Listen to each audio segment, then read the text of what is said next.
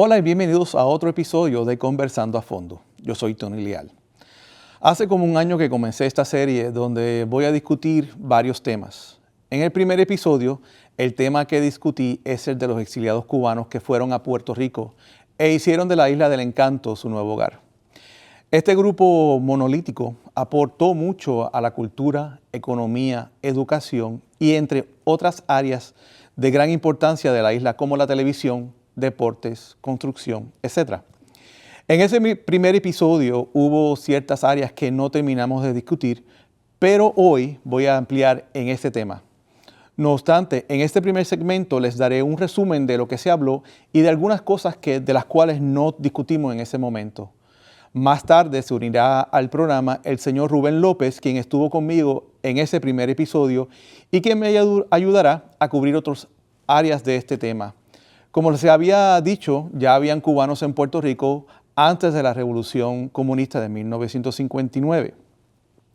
De hecho, antes de la Revolución, los libretos de radionovelas y telenovelas procedían de Cuba. Para 1873, muchos de estos actores y productores teatrales cubanos iban a Puerto Rico para presentar el teatro bufo. De hecho, el dramaturgo cubano Francisco Fernández fue a Puerto Rico en 1879 para presentar varias obras teatrales. Antonio Ferré, que es el padre del segundo gobernador electo de Puerto Rico y el primero por el Partido Nuevo Progresista, Luis A. Ferré, fundó en Puerto Rico en 1918 el Puerto Rico Iron Works. Él había llegado a la isla en 1896. Desde los 1800 a los 1900 no había mucha información de cuántos cubanos habían en Puerto Rico, pero según el censo de 1940 habían solo 300 cubanos.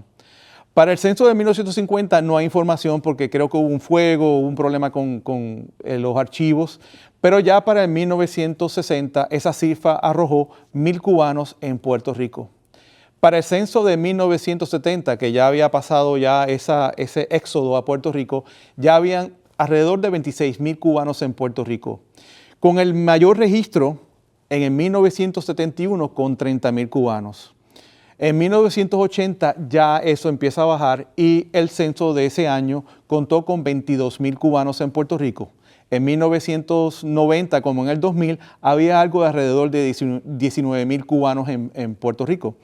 Para el 2010 sigue bajando, 18,000 cubanos en la isla y ahora más reciente, en el 2019, había alrededor de 12,000 cubanos en la isla. Pero después comenzó los cambios, obviamente después de los 60. Pero este éxodo del 1960, acabado de comenzar la revolución, fue promovido por el US Cuban Refugee Program y el Departamento Económico del Gobierno de Puerto Rico bajo la gobernación de Luis Muñoz Marín. De hecho, en el año 1960 y 61, el gobernador Luis Muñoz Marín invitó a Puerto Rico a un grupo de técnicos y profesionales cubanos. Se calcula que alrededor de 3,200 cubanos llegaban a Puerto Rico anualmente en la década de 1960. Por eso que ya en el 71 se registra ese gran número. En su mayoría estos cubanos habían salido de Cuba gracias a los vuelos de la Libertad que salían de Varadero a Miami. Mis padres salieron en barco de La Habana hacia Miami y estuvieron aquí un año y después se fueron a Puerto Rico en el año 64. Ellos salieron en el 63 de Cuba y en el 64 se fueron para Puerto Rico. Y las mismas razones que todos estos cubanos fueron a Puerto Rico, como mis padres, son el idioma. En Puerto Rico se habla español, o sea que ya podían llegar y poder hablar su idioma y no tener que llegar aquí y aprender inglés para buscar un mejor trabajo. La cultura, el clima y el paisaje de Puerto Rico se parece al de Cuba, o sea que esa añoranza por su isla la podían encontrar en Puerto Rico, donde más o menos se parece. El mismo casco del viejo San Juan se parece a la vieja Habana. El boom económico de la década de 1960 dio pie a la creación de nuevos negocios. Gracias a la ley de manos a la obra de 1947, que también se llama en inglés Operation Bootstrap, eso ayudó a fomentar la economía de Puerto Rico y los pequeños negocios. De hecho, porque los cubanos abrían esos pequeños negocios en Puerto Rico, a ellos se les conocían como los judíos del Caribe. Y no es una frase mala, sino simplemente es que antes de la Segunda Guerra Mundial, los judíos eran los que tenían esos tiendas, ¿no? que eran para todos, o sea, no eran solamente para los judíos. Ellos eran el sastre, el panadero, todo eso, que es lo mismo que pasó en Puerto Rico. A ellos también se les consideran el Middleman Group. ¿Por qué? Porque entonces ellos abrían estos negocios para todo el mundo. O sea, no era solamente para los cubanos como hicieron aquí en Miami al principio, que los negocios eran para tener el plátano, esos productos que no encontraban en los supermercados americanos. También como los bancos, ellos querían sentirse que todas estas personas que estuvieron en Cuba en la banca podían venir aquí a hablar con ese banquero y decirle, oye, por favor, dame un préstamo para abrir un negocio. En Puerto Rico no era así. En Puerto Rico ellos trabajaban en sus pequeños negocios para todo el pueblo puertorriqueño. Una cosa que pasó en Puerto Rico es que los cubanos no entraron en la política estatal ni tenían poder político. No como aquí en la Florida, que obviamente tenemos a Marco Rubio, a María Elvira Salazar y estas personas, Ross Lehtinen, que son y fueron partes del Congreso. Claro, hay sus excepciones porque en 1988 el cubano Reinaldo Castellanos ganó las elecciones por el Partido Popular como presidente de la Asamblea Municipal de Carolina. Y en el 2016, el empresario cubano Manuel Sidre corrió por la gobernación de Puerto Rico como candidato independiente. En su mayoría, los cubanos simpatizaban con el Partido Nuevo Progresista, pero como vieron anteriormente, Castellanos era del Partido Popular. La mayoría de los cubanos se mudaron al área metropolitana, especialmente de San Juan, Carolina, Bayamón, Cataño, Guaynabo y Trujillo Alto. Muchos de ellos se mudaron a áreas afluentes como Torrimar en Guaynabo, University Gardens en San Juan, Isla Verde en Carolina, Santa Rosa en Bayamón, College Park en San Juan y Torremolinos en Guaynabo. Después de San Juan, la segunda ciudad con más cubanos era Ponce y Caguas, como también Mayagüez y Arecibo. A diferencia de los cubanos de Nueva York, los cubanos de Puerto Rico, el porcentaje de cubanos que se casaba con puertorriqueños era mayor en Puerto Rico que en Nueva York. La mayoría de los cubanos que llegaron a Puerto Rico procedían de La Habana y Santiago de Cuba. Estos cubanos se especializaban en comercio, gerentes y empleos profesionales, en contraste a Miami, que los cubanos mayormente trabajaban en empleos de servicio y manufactura. En Puerto Rico los cubanos penetraron los sectores económicos de la construcción, la publicidad, seguros, bienes raíces, restaurantes, tiendas de ropa o por departamentos, supermercados, concesionarios de automóviles, joyería, publicaciones y ventas de electrónicos. También los cubanos en la isla tuvieron su representación en los medios de comunicación, radio, periódicos y televisión, y como profesionales en la medicina ingeniería y arquitectura. Estos cubanos que fueron a Puerto Rico estaban mejor económicamente y con mejor educación y empleos que los mismos puertorriqueños y dominicanos. De hecho, para el año 1980, el ingreso financiero de los cubanos en Puerto Rico era casi el doble de los puertorriqueños y más del doble en 1990.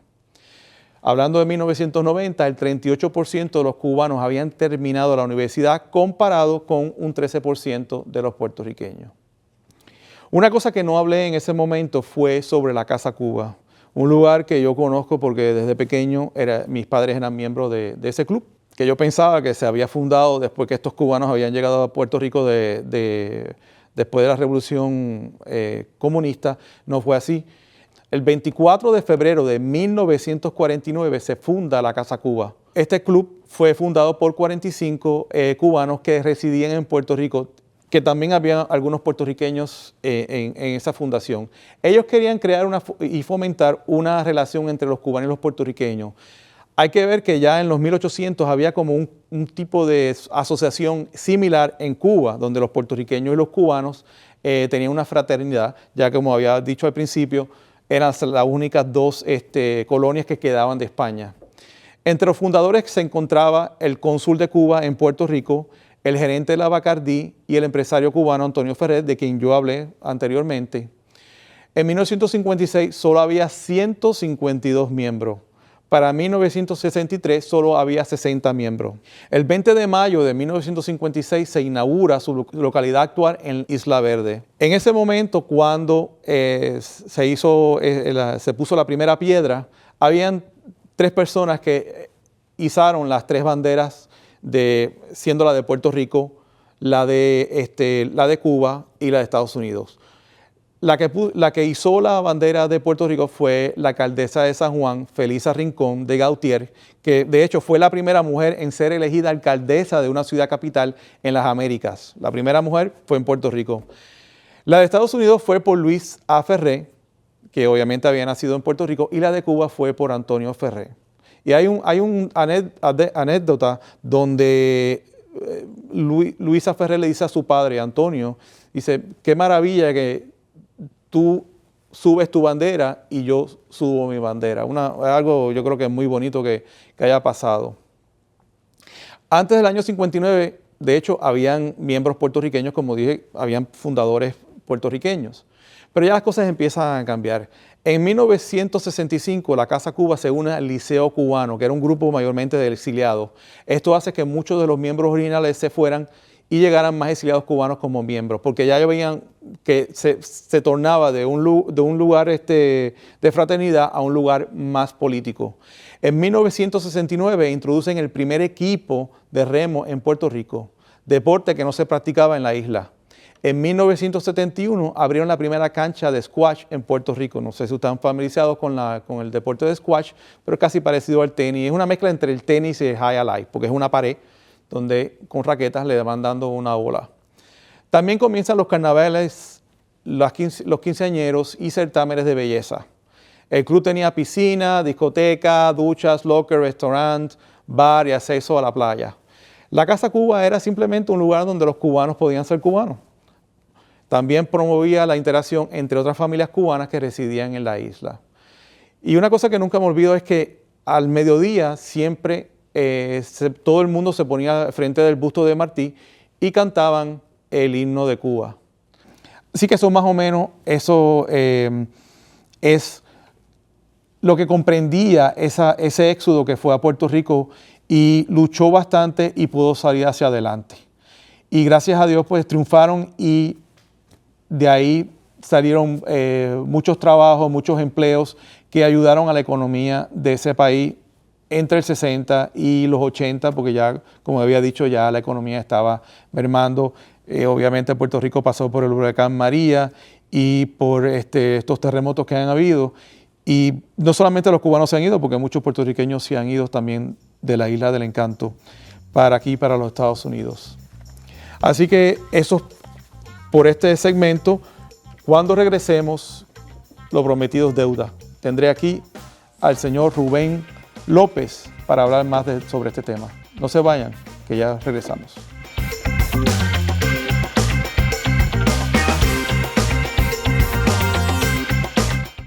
En Miami-Dade College hay carreras en cualquier profesión. ¿Cuál es tu sueño? Somos cada vez más globales. Del laboratorio a la realidad virtual,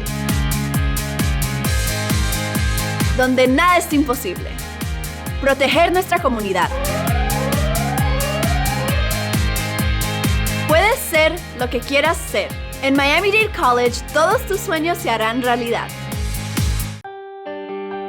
En Miami-Dade College, el fogón está encendido, la mesa está servida y tu receta al éxito espera en el Miami Culinary Institute. Aprende las habilidades de una carrera fascinante en las artes culinarias. Recuerda que el amor entra por la cocina y un buen sueldo también. Miami Culinary Institute, innovación, cocina y cultura. Visita miamidadeculinary.com. Matricúlate ya. Miami Culinary Institute.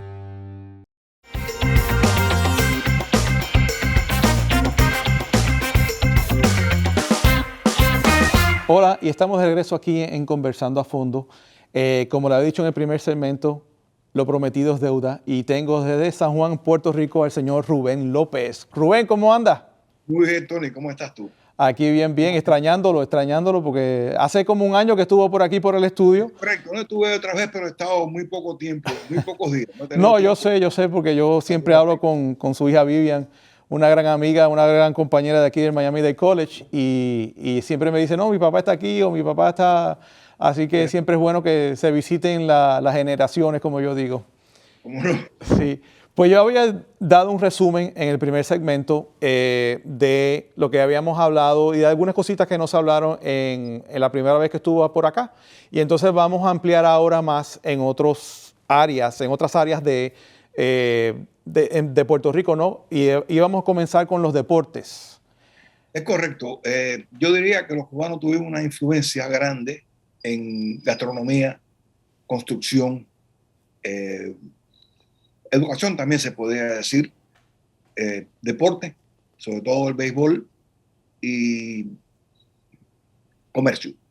Hubo mucho comercio, o sea, era un grupo, sobre todo en el tiempo que yo llegué, estaba empezando, había una influencia, iba llegando mucha gente, porque los cubanos decían en aquel tiempo que venían a Puerto Rico por dos razones. Una, porque hablaban español, pero pagaban en inglés.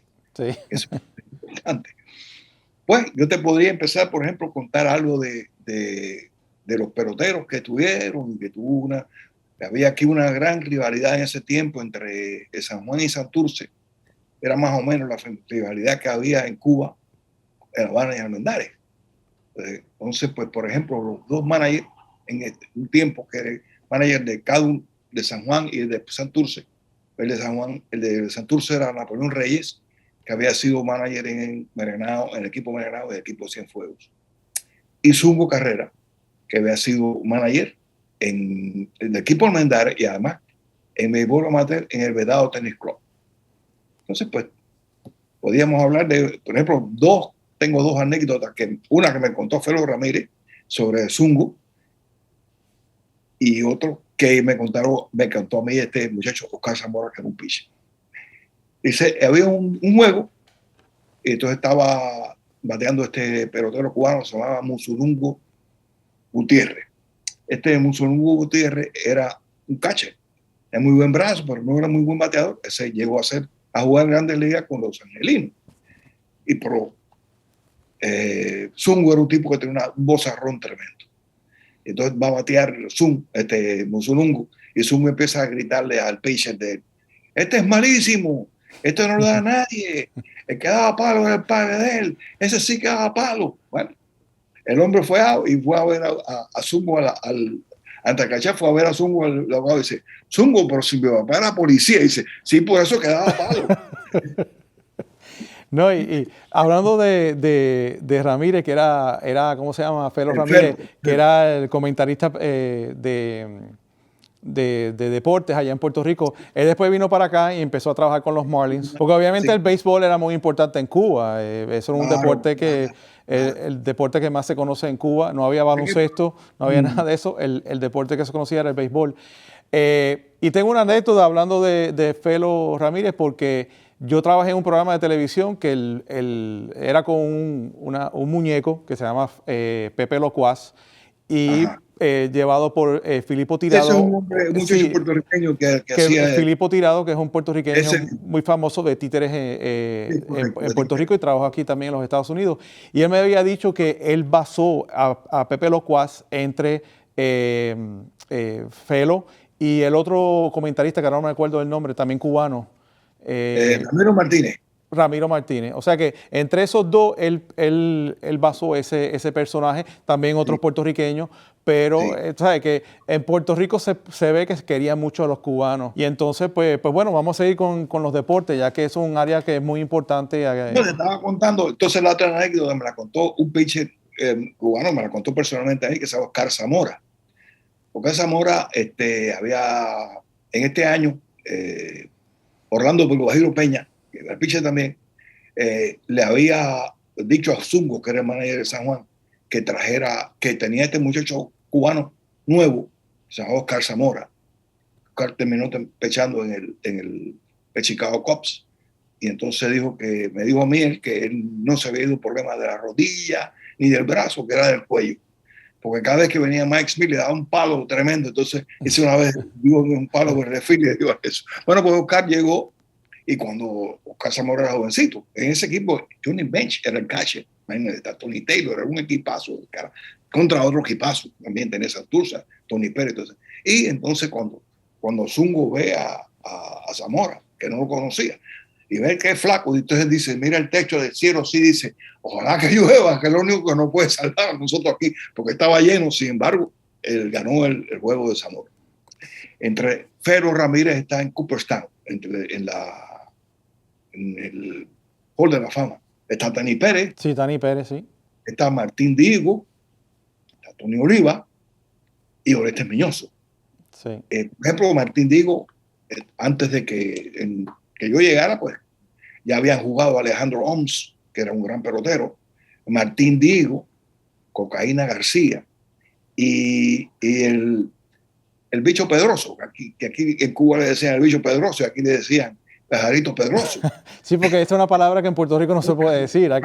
Ese paréntesis aquí, esa palabra no se puede decir en campeón bate. Los 4 campeones bate que hubo en Cuba, estuvo Cookie Roja, fue el campeón bate aquí también. Leo Posada, que es tío de Jorge Posada, fue campeón bate también.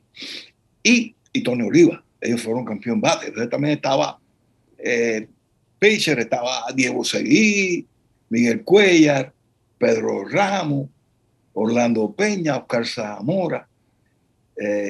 Había otros peloteros del cuadro, Cookie Roja, Tony Taylor, Palmeiro, Ordóñez, Danilo Tatabur, hijo de esto, Leo Cárdenas, George Stone, José Cardenal, que no se llamaba José Cardenal, se llamaba Pedro Cardenal, pero se fue con el pasaporte en mano porque Pedro Cardenal era él no se llama Pedro Domecq Cardenal, y para no llamarse Pedro Domecq se puso Cardenal, por el Domecq, que era el ron ese, el coñac. Sí. Y estaba también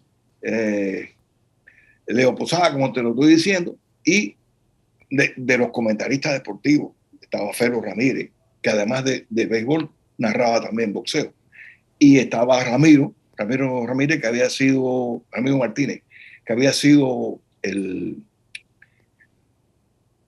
de viajero de los New York, de los Cuban Sugar Kings. Entonces, lo que era un comentarista, no era un narrador como era Fero. Sí. Estaba René Molina, que era el compañero de Felo. Estaba Ray García, que había sido el jefe de redacción de Prensa Libre. Estaba Gonzalo López Silvero, que era un buen narrador también, y Manuel Arreguera, que también era narrador. Y entonces estaba Rodríguez Bella, que fue gerente general de uno de los equipos aquí. Entonces hay una anécdota también interesante. Había el único equipo en la Liga de Color de los Estados Unidos que se llamaba los New York Cubans, que era de cubano. Pero en ese equipo de New York Cubans también jugaban puertorriqueños. Y era el único sitio, el único equipo de esos campeonatos que había jugadores blancos que eran cubanos, que jugaban en esa liga de color. Sí. Y esta gente de los New York Cubans ganaron un campeonato como del mundial de esa serie. Sí.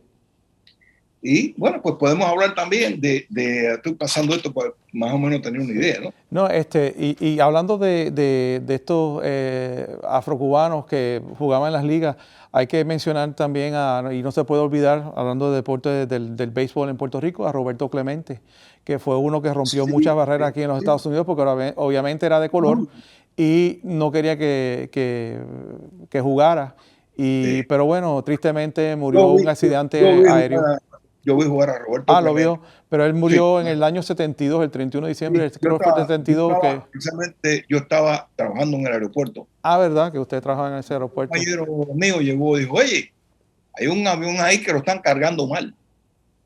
Avión fantasma, porque era fin de año, imagínate tú. Sí. Y no conseguía a nadie. Entonces, él se llama Tony Jareño, que me lo está diciendo, que es cubano también, que trabajábamos juntos. Yo estaba trabajando por la noche y me dijo, hay un avión ahí que lo están cargando mal, que lo están, o sea, no lo están balanceando bien. Sí, eso, mucha gente no sabe sobre eso. Ese fue el avión. Por el otro día, por la mañana, cuando yo me levanto, la muerte de este muchacho, de Roberto Clemente, fue tremendo, fue terrible. Sí, porque ese avión iba para Nicaragua para llevar ayuda para el terremoto que había ocurrido. Él no quería que el gobierno de Nicaragua, lo que hacen, como siempre hacen todos estos gobiernos, tú mandas ayuda. Sí, se pierde. La cogen ellos, la reparten después entre ellos o la venden, como hacen en Cuba en estos momentos, lo hacen en Haití. Sí. También lo hacen en esos lugares que sabemos. Entonces, también otra cosita que iba a decir, que uno que jugó aquí, profesional, fue Mike Lowell, que en sí es de padres cubanos, nacido en Puerto Rico. Precisamente Carlos Lowell era el papá de Mike Lowell. Sí, de Mike Lowell. Carlos Lowell era aficionado de béisbol. Tengo otra anécdota. Yo estoy viendo este juego en un sitio que se llamaba, ay carajo, cerca de la playa, que tenía un terreno de béisbol, estaba peleando Mike Lowell, que es un tipo alto, tiraba muy duro, pitcher. Entonces estaba Napoleón Reyes ahí como scout. Y yo me siento al lado de Napoleón Reyes. Y le digo, oye, este pitcher está tremendo, este pitcher es tremendo. Luego, entonces el tipo, Napoleón Reyes me hace así y me señala. ¿Qué me señala? Me señala un Mercedes-Benz que está ahí con una muchacha. Me dice, este no va para ningún lugar, porque mira lo que está, mira quién lo está esperando ahí. Este no tiene hambre, porque el papá de Michael Lowell era un dentista. Este va a ser jugador aficionado, porque en aquel tiempo el dinero que cobraban los peloteros no es lo que cobran ahora. Sí. Y efectivamente no fue nunca, y fue el papá de Michael, igual que Tani Pérez tiene 2 hijos peloteros. En primera base también que está en el Hall de la Fama. Y varios más. Y pues yo leo una parte aquí donde estás hablando de Martí, donde habla de Martí, que había un teatro Martí, que yo vivo mucho, teatro de barrio, yo vivo mucho ese teatro, que lo convirtieron después en... Sí, en el estudio. Estudio de televisión. Entonces está la calle en Martí, que está en Miramar. Sí. En Reparto Miramar. Y también hay una estatua de Martí. Sí. En la calle Fernández Junco, donde está el Teatro Cortés. Sí, eso no sabía. Una estatua de José Martí que hay ahí.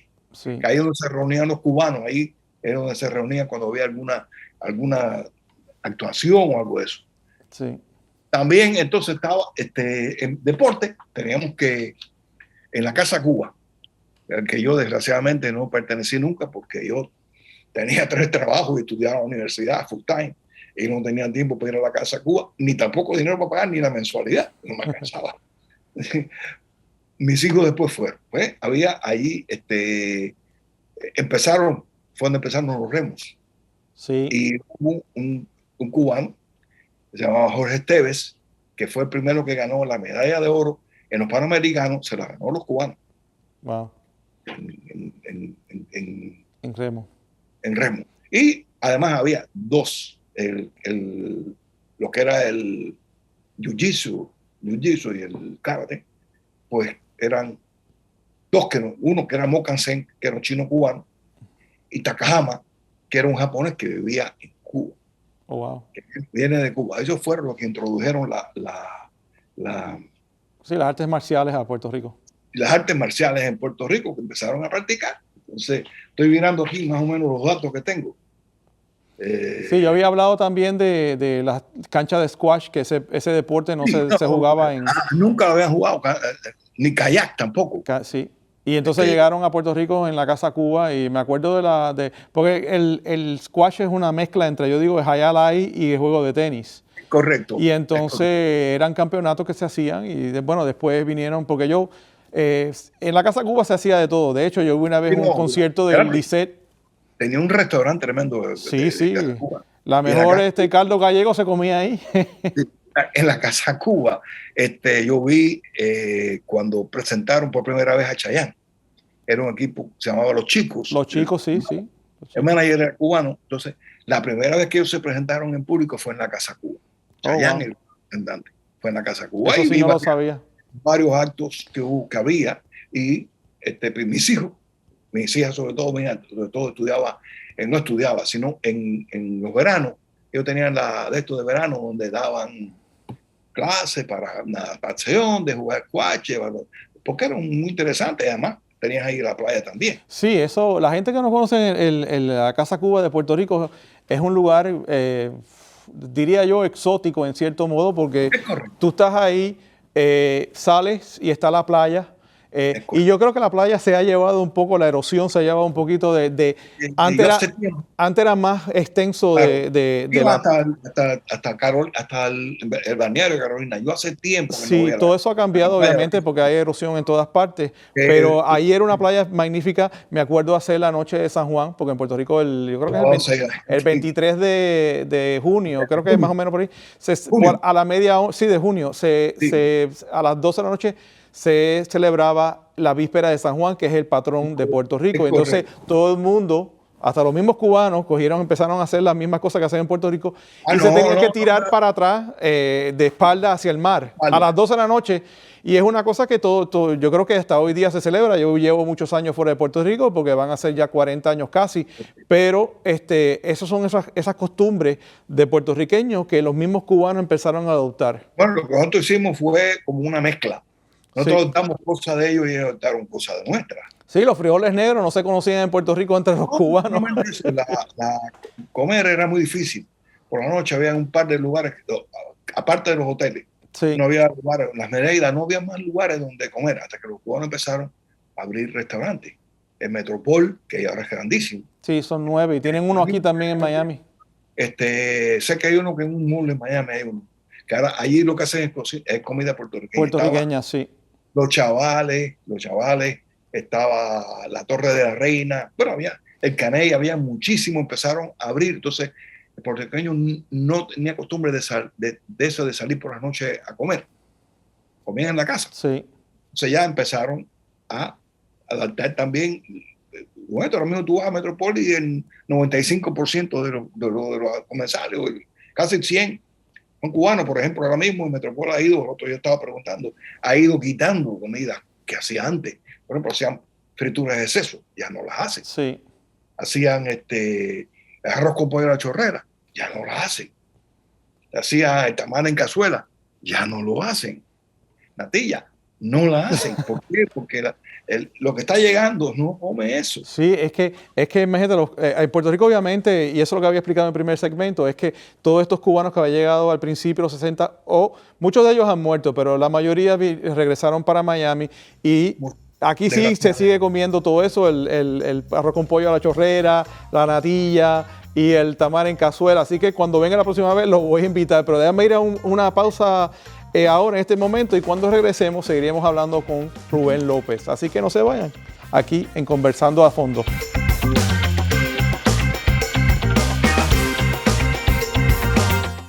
En Miami-Dade College hay carreras en cualquier profesión. ¿Cuál es tu sueño? Somos cada vez más globales. Del laboratorio a la realidad virtual, donde nada es imposible. Proteger nuestra comunidad. Puedes ser lo que quieras ser.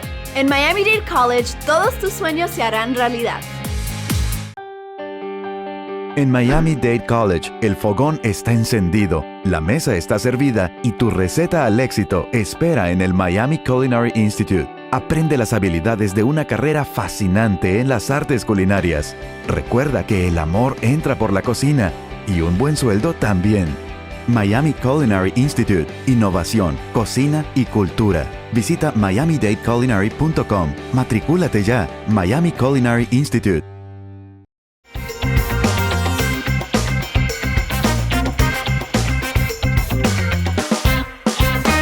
Y estamos de regreso aquí en Conversando a Fondo. Antes de seguir con Rubén, quiero le había dicho al principio del otro segmento que en el 2019, pues los cubanos ya son el tercer grupo de extranjeros en Puerto Rico, según el año 2019. De dominicanos había dicho que había como alrededor de 57 mil dominicanos, seguido por los cubanos, que es un 12 mil, casi 13 mil habitantes cubanos en Puerto Rico. Rubén es uno de ellos, obviamente. Mexicanos, que yo no sabía que había muchos mexicanos en Puerto Rico, son casi 9 mil. Mexicanos en Puerto Rico, colombianos, son casi exactamente 4 mil habitantes. Pero bueno, seguimos con Rubén. Conozco a uno de Andorra. Andorra. De Andorra, estudié con él. Pero en la gastronomía no solamente había la gastronomía cubana o la creso. Vinieron los chinos cubanos. Sí, eso lo dije en el primer segmento que ellos empezaron. Entonces, el chino cubano viene, además, estaba un restaurante fabuloso, se llamaba El Asia, y otro se llamaba El Asia Imperial. Y donde más me gustaba a mí el arroz frito, porque no es igual que se comía. Ya no lo hay en casi ningún lugar, el guasén. Igual que la comida cubana, en estos momentos, la comida cubana tradicional que se puede comer aquí es en Marcelos, que está en Cagua, entrando en la carretera de Cagua. Cuando vaya me tiene que llevar allí. Sí, te invito a comerte lo que ellos hacen, que es perfecto. Todo es bueno, pero hacen el pollo ahumado a los Viñales. Wow, nunca había escuchado eso. Hablando de esos restaurantes, estaba el Saigón, que lo había dicho en el otro programa, el Saigón en Bayamón, por la carretera número 2, si no me equivoco, que era de la familia de mi abuela. Había un parentesco. No lo sabía. Sí, me acuerdo de Saigón, sí. Y panadería estaba el Miño, que estaba frente por frente antes era la Plaza de Santa Rosa, que hoy en día es un mall. Lo que traen el tipo diferente de panadería, que es panadería y para comer y todo con esa, completamente, son español cubano. Sí. O sea, el primero que fue el antiguo Bilbao, que ya desgraciadamente lo cerraron. Eso estaba en Isla Verde, me parece, ¿no? No, el antiguo Bilbao estaba en la avenida Roosevelt. ¿Cuál era que estaba en Isla Verde, ahí al frente de...? ¿Cuál? En Isla Verde está la España, Cafetería España. Ah, sí, la España, que tenía la foto de España. En España fueron los dueños, que es Sixto López, uno de ellos, que queda, los otros se fueron de aquí. Ellos abrieron la Ceiba, la Esmeralda y la Cafetería España. La que tiene es una maravilla. Es el lugar donde yo desayuno y donde yo llevo a todo el mundo que viene. Llegan en el avión y yo vamos a bajar a comer algo porque es una maravilla de comida. Pues. Sí. Este muchacho Sixto, español, pero vivía en el Cristo en Cuba y después en La Habana. Sí. Entonces él y dos socios más pusieron la Cafetería España, la Ceiba, fueron creciendo. Sí. Después la Esmeralda y había otras, la Viña, estaba en la calle Domenech, la Caoba, que dicen que era el mejor pan. Mejor pan. A mí me gustaba, pero yo no creo que era el mejor pan, pero dicen eso. La Caoba, que estaba en la... caramba. Sí, estaba también en Venezuela, que estaba ahí en la carretera, no es la Main, el Aguas Buenas, en Bayamón. Creo que... Sí, yo estoy hablando generalmente porque más que nada donde yo conozco es el área metropolitana. Sí, sí. Bueno. Claro, también lo había en Ponce, lo había, por ejemplo, en Ponce todavía estaban unos chinos enfrente al parque que hacen unos helados. Yo, por ejemplo, el sábado pasado tenía unos amigos americanos que vinieron, estuvimos paseando y me comí un helado de guanábana magnífico. Magnífico. Sí. De hecho, yo hablé de eso. Ese era, ¿cómo se llama? Tengo el nombre por aquí, que ellos, obviamente los chinos cubanos en su mayoría, no solamente abrían restaurantes, pero la mayoría de las heladerías eran de ellos, que se llama King's Cream. King's Cream, sí. Ellos tenían casi todos los King's Cream, sí, pero no tenían tantos restaurantes, más que nada heladería. Sí. Y así, por ejemplo, el que estaba frente a Río Piedra, hacían una champola de guanábana increíble. Estaba frente al parque en Río Piedra, no me acuerdo el nombre, eran chinos cubanos. Entonces hablamos ahora de, por ejemplo, ¿qué tú crees de de lo que es la televisión. Sí, no, antes de comenzar a hablar sobre eso, Puerto Rico siempre tuvo un afán por los artistas internacionales que iban a Puerto Rico. De Claro. hecho, la mayoría de las novelas se hacían con actores extranjeros como el Puma. José Luis Claro. Rodríguez hizo... Bueno, precisamente esa del Puma, la que la escribió fue Mario Barral. Mario Barral fue los primeros el papá de Rolando Barral, sí, los primeros que escribió.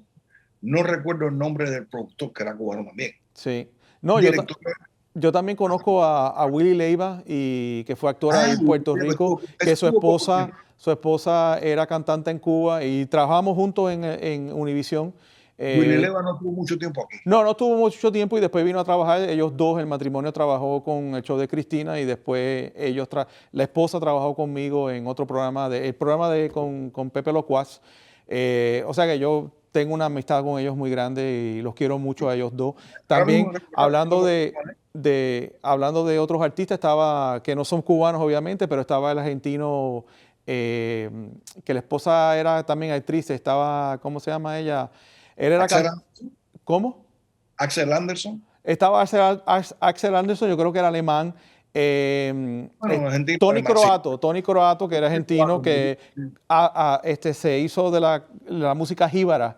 Él cantaba ese tipo de música, que es música típica de Puerto Rico. Muy bien los dos. Las hermanas sobre todo eran buenísimas. Y ella era Montero, que ella era actriz comediante mayormente y trabajaba en muchos programas de televisión. Que la hija también es actriz, Mara Croato es actriz. Pero que muchos de estos artistas extranjeros iban a Puerto Rico y ya para Puerto Rico ellos eran su casa, igual que estos cubanos. Es correcto. El problema es que yo te puedo decir, siempre hay gente, que hay discriminación en todos los lugares. El sitio donde menos discriminación yo sentí por ser cubano fue aquí. Sí. Tú estabas con latinoamericanos y primero que nada nos acusaban de que éramos los hijos de los americanos. Éramos los hijos de los americanos, éramos los favoritos, que esto y que lo otro, porque hay una cosa que se llama, la palabra que nos hundió a nosotros, se llama envidia. Yo me recuerdo que este mexicano, amigo mío, estábamos hablando, entonces le dije, no, porque le digo, mira, tú, cuando estás en México, eres mexicano. Ahora, cuando das un paso de la frontera para acá, eres hispano. Yo no soy hispano, yo soy cubano. Lo más que llego es a caribeño. Lo más que llego es caribeño. Pero yo soy cubano, nunca lo he negado. Ni es que yo ni me tenga que sentir orgulloso, porque yo nací ahí, porque ahí fue donde me parieron a mí. Sí. O sea, no, tú naces porque tu mamá, mis hijos todos son puertorriqueños. Sí, no, igual que yo, porque yo digo que soy puertorriqueño, también digo que soy de padres cubanos, porque cuando llegué aquí estaba casi el Mariel andando. O sea, ya había pasado 4 años, pero todo el mundo se creía que yo había venido por el Mariel, y después me veían hablar inglés y me decían, pero ¿dónde tú aprendiste eso? Y yo digo, en Puerto Rico, y me decían, pero tú no eres cubano. Y yo, bueno, mis padres son cubanos, pero yo soy puertorriqueño.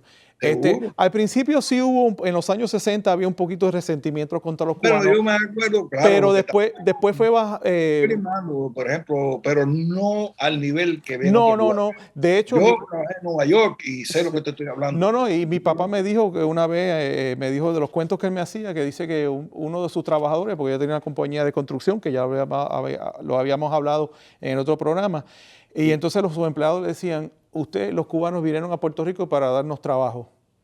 Y sí, eso fue así, porque ellos abrieron todos estos negocios grandes que por muchos años fueron los negocios más grandes en Puerto Rico. Algunos de ellos existen todavía, como Bella Motors, está Topeka, la ferretería. La ferretería National. La National, que también era de Coppel, que era un judío cubano. O sea, murió hace poco. Los almacenes Cres. Los almacenes Cres, que yo había dicho también que... Capri es enorme. Capri es una ciudad, ¿no? En estos momentos es un tremendo Capri.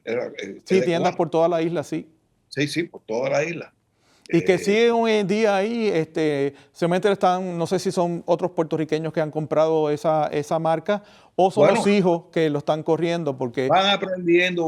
Por ejemplo, que nosotros ha habido bastante mezcla de los cubanos con puertorriqueños, sobre todo cubanos con puertorriqueñas. Sí, de hecho, yo lo dije al principio también, que más se mezclaron en Puerto Rico que en Nueva York. O sea, más cubanos se mezclaron con puertorriqueños o puertorriqueñas en Puerto Rico que lo que fue en Nueva York. Yo estuve en Nueva York y no me sentía. Nunca tuve maltrato, al revés. A mí me ayudaron muchísimo los boricuas allá en Nueva York. El primer coat que yo tuve me lo regaló un puertorriqueño, en primer lugar, que trabajaba conmigo en este sitio, que vendía sangre. Eso. Yo un día le dije, Juan, le llamaba Juan Zaragoza, tú que tenía un frío, yo vivía cerca del río Hudson, era una avenida enorme y llegaba por la tarde y tenía frío.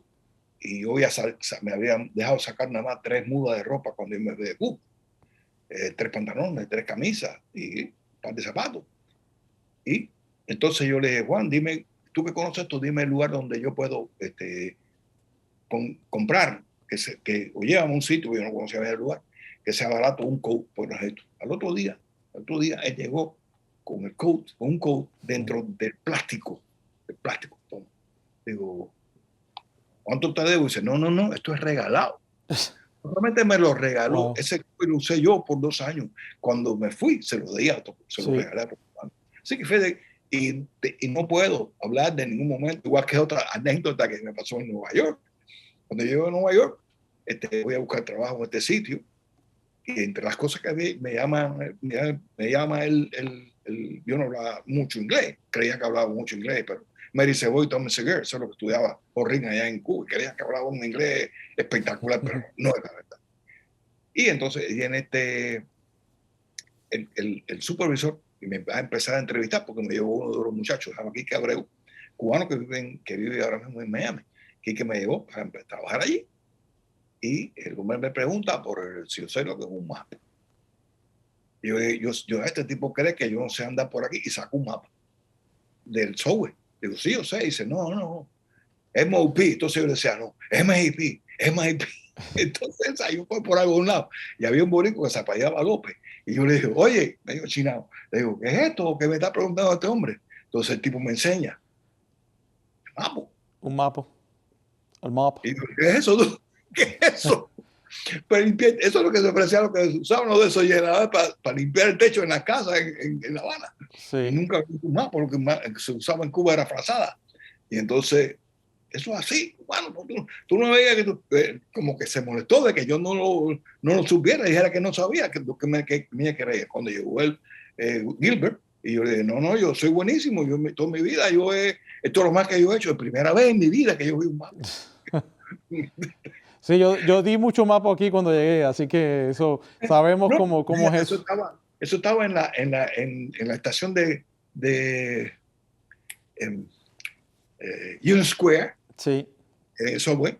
Estaba pegado a la derecha, llegaba al shuttle de Grand Central. Lo que pasaba por allí era miles y miles de gente.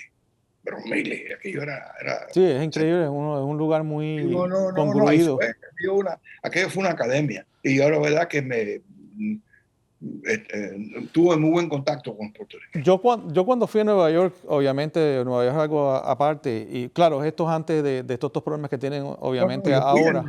Y yo me quedé sorprendido que medio de la noche en Times Square, eso está ahí apiñado, todo el mundo, uno arriba del otro, y yo digo, son las 12 de la noche, 1 de la mañana, y todavía esto está lleno. Y siempre han dicho que Nueva York es la ciudad que nunca duerme. Por esa razón, y obviamente Nueva York ha tenido esa... yo estaba viviendo en una época de oro en Nueva York. Y muchos puertorriqueños vivían allí porque obviamente en los años 40 y 30 fueron para allá a trabajar, que de muchos de ellos después vinieron otra vez a Puerto Rico, pero... Sí, no, claro, ellos, porque era lo que generalmente hacían los latinoamericanos, ellos reunían dinero y compraban su casita y su cosa, pues, ¿no? Yo cuando yo trabajaba allí subía a caminar por la Quinta Avenida a ver a aquella gente bien vestida y todas esas cosas. Y impresionante. A mí Nueva York no me impresionó tanto porque yo salgo de Cuba en ese sentido y no había una gran diferencia. Yo estaba en el capitalismo, conocía muchísimas cosas, pero así todo Nueva York era Nueva York. No, y te voy a decir una cosa, que el primer latino, creo que según lo que he leído, que el primer latino que llegó a Nueva York fue un muchacho de 16 años, cubano, que era apellido Madán y Madán, porque los padres eran primos, que fue el que estaba esperando al padre Valera cuando fue a Nueva York, que él estuvo muchos años, el padre Valera estuvo muchos años en Nueva York, después murió obviamente aquí en San Agustín y obviamente después lo enterraron en Cuba años después. Pero esa historia de hasta ahí mismo en Nueva York siempre había esa hermandad entre los cubanos y los puertorriqueños. De hecho, un puertorriqueño fue el que diseñó la bandera puertorriqueña, que era un doctor, ahora no me acuerdo el nombre de él, que no era Betance, era otra persona que diseñó la bandera puertorriqueña parecida a la cubana con los colores inversos, porque esa había esa hermandad entre los cubanos y los puertorriqueños, porque querían que los dos fueran libres. Obviamente Cuba sí tuvo su libertad y Puerto Rico sigue siendo una colonia ahora de los Estados Unidos. Se suponía que los dos gritos fueran al mismo tiempo. Sí, pero yo digo, el grito de Lares y el grito de Yara tenía que haber sido al mismo tiempo, pero en Puerto Rico lo descubrieron. Y entonces ellos se aceleraron y ahí quedó todo y sí no estaban tan preparados para... No, era mucho más pequeño, era mucho más fácil. No, y entonces sí, podemos decir que los cubanos tuvieron la ayuda de los Estados Unidos para la guerra hispanoamericana. Enorme. Pero bueno, Rubén, se nos acabó el tiempo y nos fuimos un poquito fuera del tema, pero es importante hacer esas referencias históricas porque esa es la historia de nosotros, la historia mía, la historia suya, porque usted tiene su esposa ahora puertorriqueña. Y también sus hijos que nacieron en Puerto Rico, mis padres que son cubanos. Y mi mujer puertorriqueña también. Sí, y entonces por eso que es muy importante siempre decir esa relación que tuvimos Puerto Rico y ¿Sabes que había Cuba? Dos personajes en la televisión puertorriqueña, dos personajes que eran de los cubanos? Wilma Carvia, que tenía... pero además estaba Aguelot, que tenía un personaje que se llamaba Pancho Matanza. Pancho Matanza, sí, Aguelot. Que aquel vendía y compraba, hacía todo, era como una, no es una crítica, era una no, caricatura. Sí, era porque ellos obviamente exageraban las cosas un poco. Una caricatura, sí. Era un hombre. Pero muchos de ellos se hacían, porque Wilda Carvia también tenía un personaje que se llamaba, no me acuerdo ahora cómo se llamaba el personaje, que era también una mujer cubana. Dulce María se llamaba. Dulce María, exacto. Como digo, se me acabó el tiempo y quiero darte las gracias de haber estado aquí y espero que cuando vengas a Miami otra vez nos reunamos y podamos hacer otro... Sí, como tú vengas yo te invito a Marcelo. Si Dios quiere el año que viene voy a Puerto Rico, si puedo, voy a Puerto Rico. Tienes el teléfono yo estoy de vacaciones, ya yo estoy de vacaciones todo el tiempo porque me retiré. Sí, se retiró. A mí todavía me falta, pero bueno, entonces... Bueno, yo no me voy a retirar, pero mi mujer yo me retiré en enero del año 22. Sí. Que estuve trabajando desde el año 62 hasta el año 22. Wow. 60 años trabajando para Delta, ¿no?